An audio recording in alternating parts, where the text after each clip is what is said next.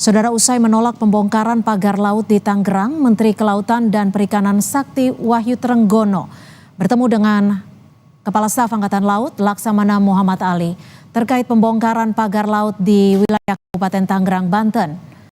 Hari ini Menteri Kelautan dan Perikanan atau Menteri KKP Sakti Wahyu Trenggono dan Kepala Staf TNI Angkatan Laut Laksamana Muhammad Ali bertemu untuk menyamakan pandangan soal polemik pagar laut di Kabupaten Tangerang. Pertemuan keduanya bahkan diunggah di akun pribadi Instagram Menteri KKP Sakti Wahyu Trenggono. Menteri KKP meminta TNI AL menghentikan sementara operasi pencabutan pagar laut tersebut karena masih dalam proses investigasi oleh KKP. Dari hasil pertemuan keduanya bersepakat untuk membongkar pagar laut di wilayah Kabupaten Tangerang. Kita berkoordinasi dengan Kepala Staf Angkatan Laut beserta jajaran, saya dan Pak Wamen, dalam rangka untuk mengevaluasi terhadap apa yang sekarang ini menjadi isu yang ramai, itu adalah soal pagar laut. Jadi kita akan memberikan batasan waktu sampai dengan besok Rabu pagi, kita akan rapat koordinasi Rabu pagi, lalu siangnya kita akan lakukan tindakan pembongkaran. Begitu Pak Kasar ya? Ya Pak. Silakan.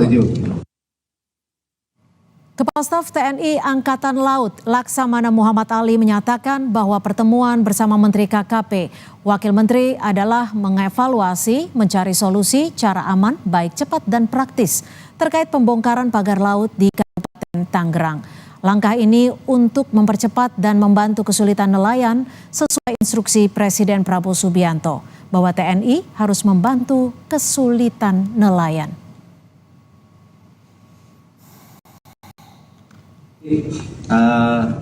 Pagi ini kami bersama Pak Menteri dengan Pak Wamen melaksanakan evaluasi bagaimana cara yang baik, yang aman, yang cepat dan praktis untuk bisa mempercepat membantu kesulitan masyarakat nelayan.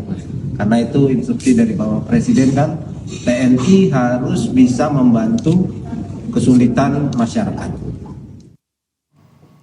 Menteri Agraria dan Tata Ruang Badan Pertanahan Nasional Nusron Wahid mengakui ada ratusan bidang sertifikat di kawasan pagar laut Tangerang dan Bekasi yang berstatus SHGB dan SHM yang dimiliki oleh beberapa perusahaan dan perseorangan. Nusron menyebut akan memastikan keabsahan dokumen hukum sertifikat tersebut. Apabila ditemukan cacat hukum, maka sertifikat dapat dibatalkan tanpa proses peradilan.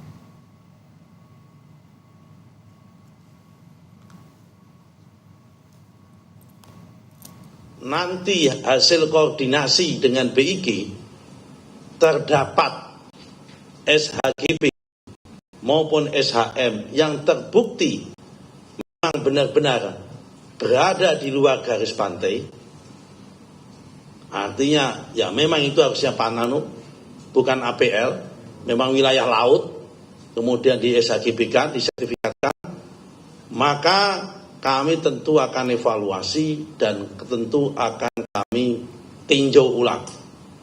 Dan kami masih punya kewenangan itu. Karena sertifikat ini terbit tahun 2023. Berdasarkan PP, kalau selama sertifikat itu belum usia 5 tahun dan ternyata dalam perjalanan terbukti secara ada cacat material, ada cacat prosedural, dan ada cacat hukum, maka dapat kami batalkan dan dapat kami tinjau ulang tanpa harus proses perintah pengadilan.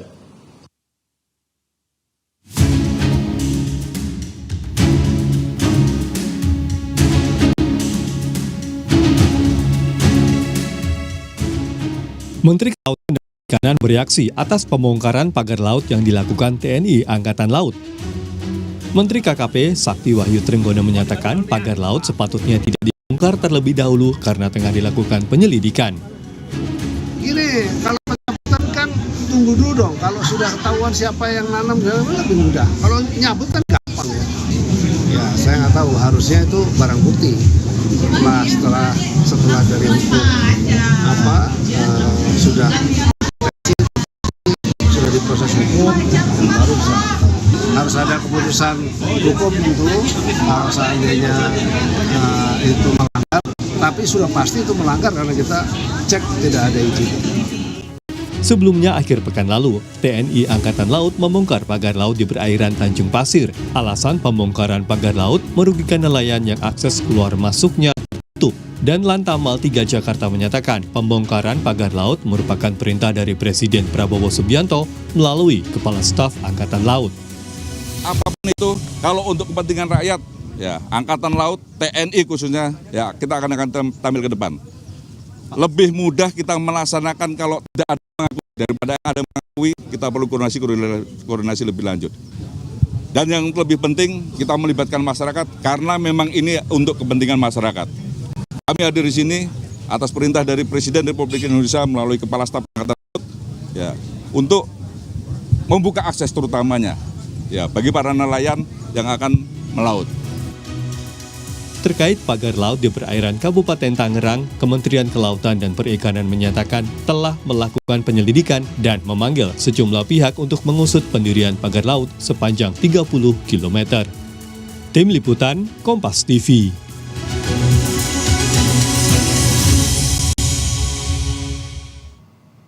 Sementara itu, Saudara Wakil Ketua DPR RI Sufmi Dasko Ahmad menyatakan sudah meminta penjelasan kepada Menteri KKP terkait pembongkaran pagar laut sepanjang 30 km. Kementerian KKP berjanji akan membongkar sendiri pagar laut dan dalam jangka waktu kurang lebih 20 hari akan diserahkan sebagai barang bukti.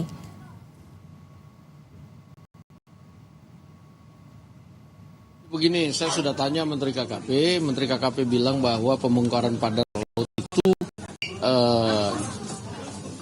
akan dilakukan oleh KKP atau kemudian jangka waktunya juga akan disampaikan oleh KKP. Seperti kita sebut kemarin itu Menteri KKP sudah menyebutkan dalam jangka waktu 20 hari. Dan kemudian ada yang disisakan untuk barang bukti.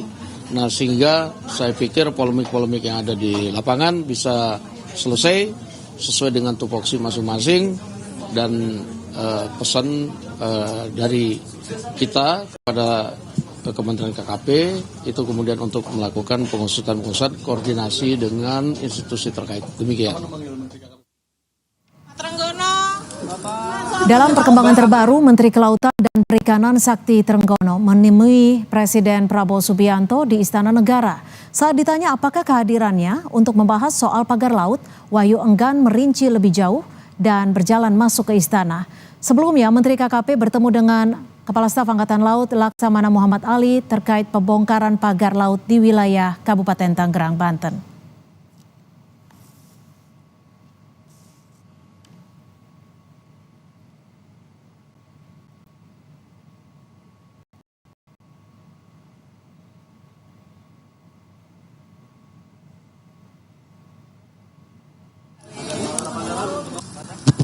Pak Trenggono.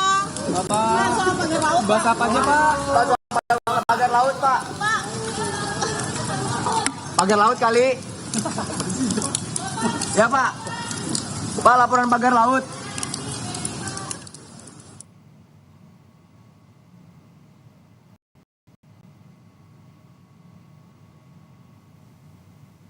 Dan saudara, seperti apa keabsahan luasan lahan dan polemik pagar laut di Kabupaten Tangerang sepanjang 30 km? Kita akan kupas bersama dengan Menteri Agraria dan Tata Ruang Badan Pertanahan Nasional ATR BPN, Nusron Wahid. Selamat petang Pak Nusron, terima kasih sudah bergabung bersama kami di Kompas Petang. Ya, selamat petang Mbak. Assalamualaikum warahmatullahi wabarakatuh. Waalaikumsalam warahmatullahi wabarakatuh. Pak Nusron, saya ingin mencoba konfirmasi. Betul ada 263 bidang dengan SHGB yang dibagi jadi kepemilikannya oleh PT Intan Agung Makmur, PT Cahaya Inti Sentosa, dan perorangan juga? Ya, betul Mbak, betul. Ini kepemilikannya? Betul, lokasinya di Desa Kohot, betul sekali. Terbit tahun 2023. Jadi tahun 2023 untuk keseluruhan 263 bidang ini? Ya, betul. Prosesnya mulai dari tahun 2022 dan semua itu terbit tahun 2023 sebanyak 263 bidang. Yang itu dimiliki oleh PT Intan Agung Makmur tadi 234 bidang, dan PT Cahaya Inti Sentosa 20 bidang, dan perorangan 9 bidang. Oke, untuk PT ini kepemilikannya atas nama siapa Pak? Termasuk yang individual ini? Saya belum cek atas nama siapa ke AHU ya. Kalau itu saya harus cek ke AHU. Saya belum tracking sampai sana. Biar nanti teman-teman media itu tracking sendiri. Saya pikir itu gampang, kan ada semua di dalam Sismin Bakum, itu ada semua itu. Atau mungkin anak perusahaan dari PT besar? Nggak tahu saya nggak tahu kalau soal punya siapa, karena kami belum baca, saya jujur belum baca aktenya ke dalam ke AHU-nya kalau soal itu. Pak Nusron, ini yang masih menjadi pertanyaan publik karena sebagian besar masyarakat, sebagian besar orang awam gitu ya, baru tahu kalau laut bisa di SHGB-kan. Memang bisa ya Pak ya? Ya nggak bisa. Lalu? Kalau laut ya nggak bisa diterbitkan sertifikat apapun, karena laut itu bagian dari disebut dengan yang disebut dengan public space itu. Karena yang bisa disertifikatkan itu yang namanya private space. Ini bagian dari public space, sehingga itu nggak bisa disertifikatkan. Nah, karena itu kami sedang mengecek dan berkoordinasi hari ini sedang berlangsung dengan Badan Informasi Geospasial.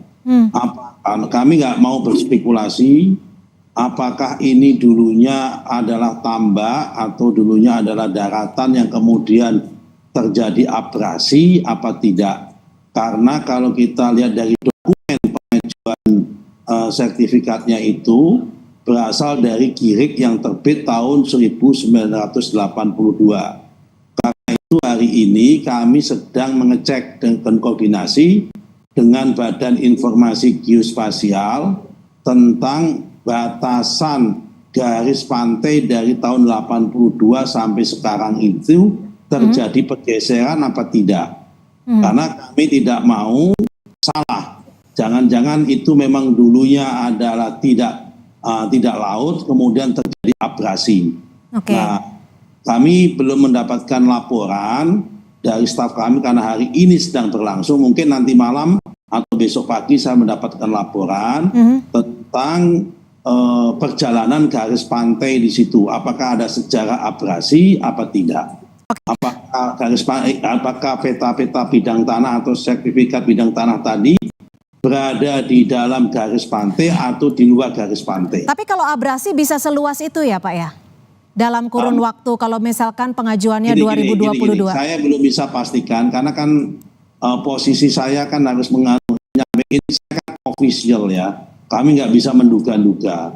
Kami ini adalah official statement, apa yang saya sampaikan datanya harus valid. Karena itu kami minta waktu, dikasih kesempatan sampai untuk mengecek tentang batasan garis pantainya tersebut dengan informasi geospasial yang ada. Karena kalau kami menyampaikan kepada publik harus dengan data yang akurat, data yang valid. Tetapi yang bisa kami pastikan begini, kalau memang itu laut tidak bisa disertifikatkan. Karena itu kami sedang cek apakah sertifikat yang ada itu adalah berada di dalam atau di luar garis pantai. Itu dulu. Tapi kalau itu berada di dalam garis pantai berarti dulunya itu adalah daratan kemudian mengalami proses abrasi. Mengingat tahun 82 sampai tahun 2020 tahun 25 ini adalah waktunya 43 tahun. Itu lama sekali 43 tahun. Karena itu perlu kami cek satu persatu. Nah, tapi kan pengajuan sertifikatnya tadi Bapak bilang dari 2022 dan dikeluarkan 2023.